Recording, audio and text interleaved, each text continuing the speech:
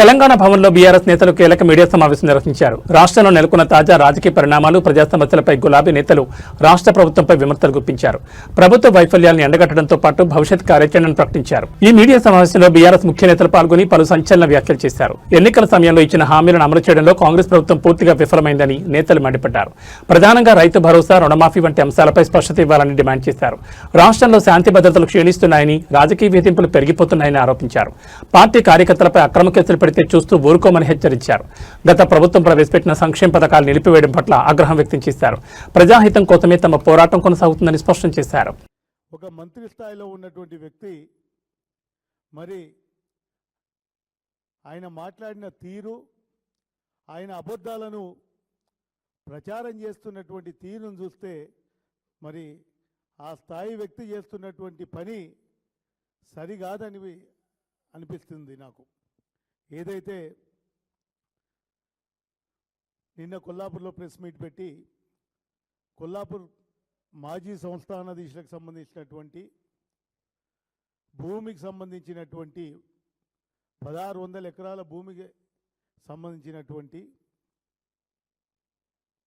విషయంలో ఆయన ఏదో ఆ భూమిని నేను కాపాడినా అని చెప్తూ తన గొప్పలు చెప్పుకునే ప్రయత్నం చేసినారు.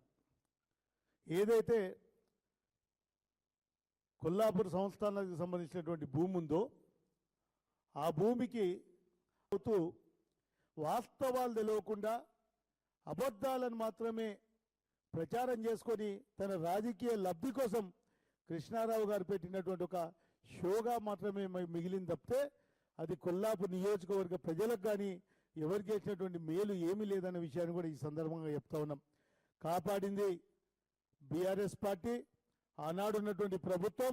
మరి 2018 నుంచి 23 వరకు నేనే ఎమ్మెల్యే ఉన్నా.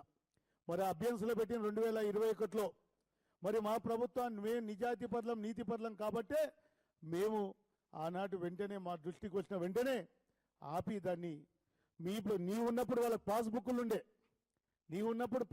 ఉండే మేము వాటిని ఏదైతే ఈ పాస్బుక్లు మిస్ అయినాయని చెప్పి ఆయన పెట్టుకున్న దాన్ని మేము ఒక వ్యక్తికి ల్యాండ్ సీలింగ్ యాక్ట్ ప్రకారం అంతా ఉండడానికి వీల్లేదు, ఇది తప్పు అని చెప్పి ఆనాడు ఉన్నటువంటి కలెక్టర్ గారికి, ఆనాడు ఉన్న చీఫ్ సెక్రటరీ గారి దృష్టికి తీసుకుపోయి దీన్ని వెంటనే ఆపి ఇచ్చడం జరిగిందనే విషయాన్ని కూడా మరొకసారి గుర్తు చేస్తా ఉన్నాం.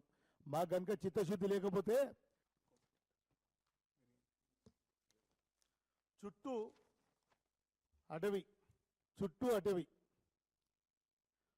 అడవి ఈ మధ్యలంతా కొట్టేసిండ్రు.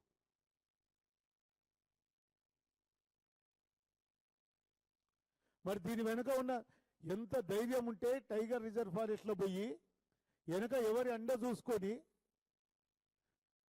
చెట్లు కొడతారు. నేను ఆనాటి డిఎఫ్ఓకి స్వయంగా మాట్లాడినా. నేను ఉండి కొల్లాపూర్లో ఏంటండి మంటలు వస్తూ ఉన్నాయి, ఆ పొగ ఏంటి డిఎఫ్ఓ గారు అంటే, సార్ నేను చూస్తానండి అన్నారు. ఆఖరికి ఆ గ్రామస్తులు సుప్రీంకోర్టు సాధారిక కమిటీకి కూడా వాళ్ళు ఫిర్యాదు చేసిండ్రు. ఫిర్యాదు చేస్తే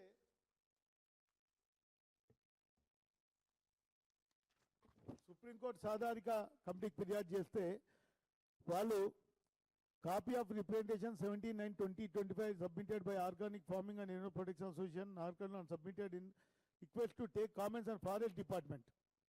ఏం చర్యలు తీసుకున్నారు, ఎంతమంది మీద కేసులు పెట్టినరు, అడవిని కాల్చిన వాళ్ళ మీద ఏం చర్యలు తీసుకున్నారు, వాళ్ళని చేసిన వాళ్ళని కాపాడుతున్నది ఎవరు, నీవు కాదా అని చెప్పి అడుగుతా ఉన్నా. నీవు కుమ్మక్కై నువ్వు కాదా అని చెప్పి నేను 2-3 ఎకరాల భూమి ఆయన శిష్యుడు ఒక ప్రభుత్వ ఉద్యోగి ఆయన కబ్జాలో ఉన్నాడు, దాన్ని మొదలు విడిపించు.